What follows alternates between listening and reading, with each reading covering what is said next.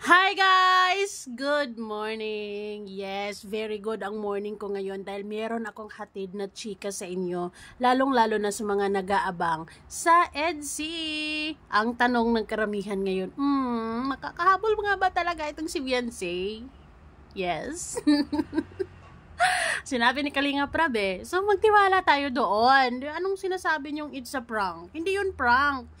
Real na real yun. So, ayun na nga, kagabi may po si Kalinga Pido, pahinga muna po si Kalinga Pido, balik na lang po sa Sunday. So sa Sunday pa natin makikita si Ludi. Ibig sabihin nito, by Sunday, tamang-tama, andito na rin si Beyonce. So sabay natin silang makikita, ganon. Big surprise! O, diba?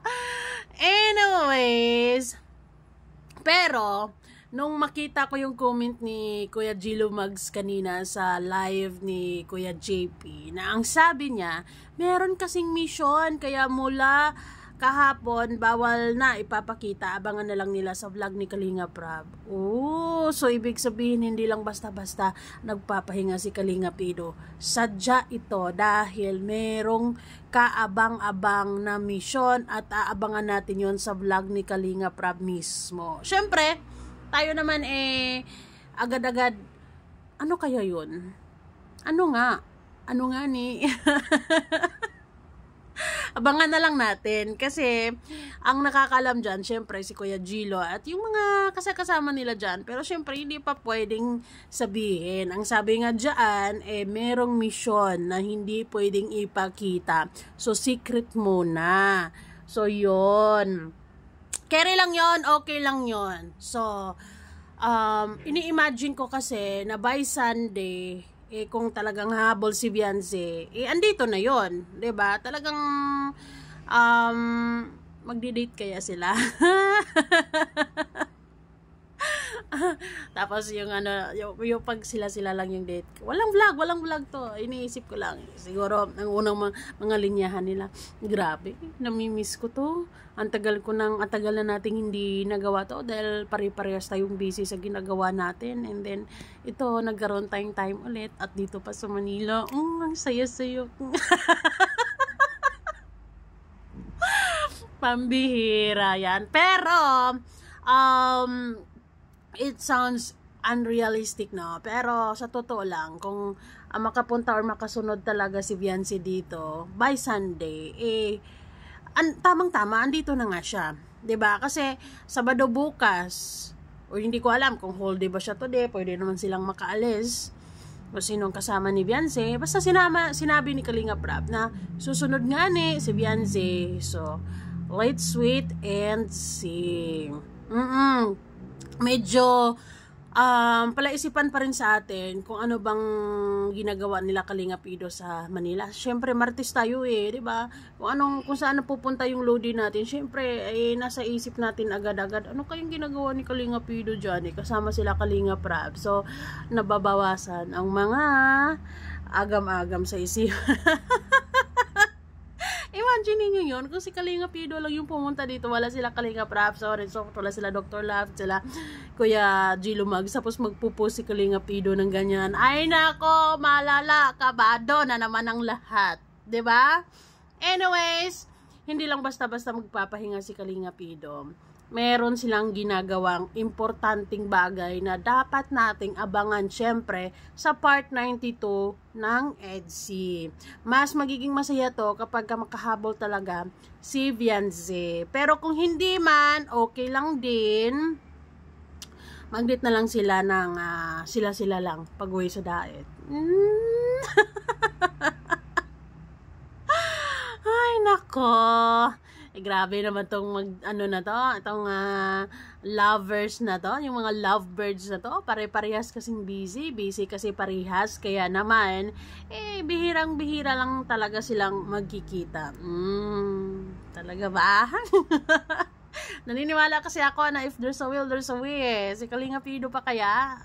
Kayanin mo ba yon? 'Di ba? Di ka kaya sisilip?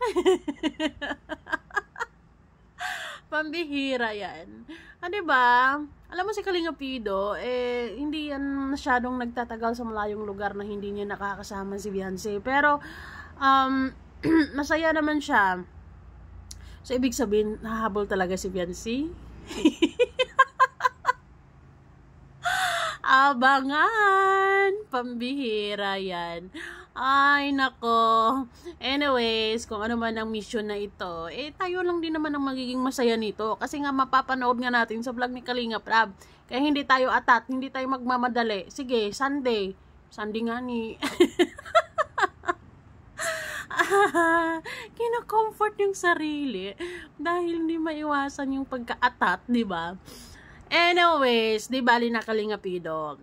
So far naman, nababasa ko sa mga comment dyan sa post na yan, na sabi nila, okay lang, deserve mo yung magpahinga Kalinga Pido. Mag-marathon na lang kamay. O, di ba? Very understanding, Kalinga Pido, ang mga fans mo. What if, kung, ayoko na lang sabihin, ay basta, malakas ang loob, malakas ang kutob ko na makakahabol nga talaga si Beyonce, 'di ba? And ay masaya ako na makakasama dito sila kahit papaano, kahit ilang araw lang, 'di ba? Magkakaroon sila ng baby time. Yung lalabas sila lang, dinner. Depende 'yon, 'di ba? If there's a will, there's a way, sabi nga. Diyos ko po. Pero, syempre, naiintindihan naman natin parehas yung sitwasyon ni Beyonce, yung sitwasyon ni Kalinga Pido. Although, sinasabi ni Kalinga Pido, Beyonce, please, sirain mo yung schedule ko. Okay na, okay lang. Basta ikaw. Gustong-gusto ko ngayon eh. Wow, sana all. Pero, syempre, si Beyonce, kahit sino namang nasa sitwasyon ni Beyonce, or si Beyonce mismo, talagang hindi siya nagtitake advantage.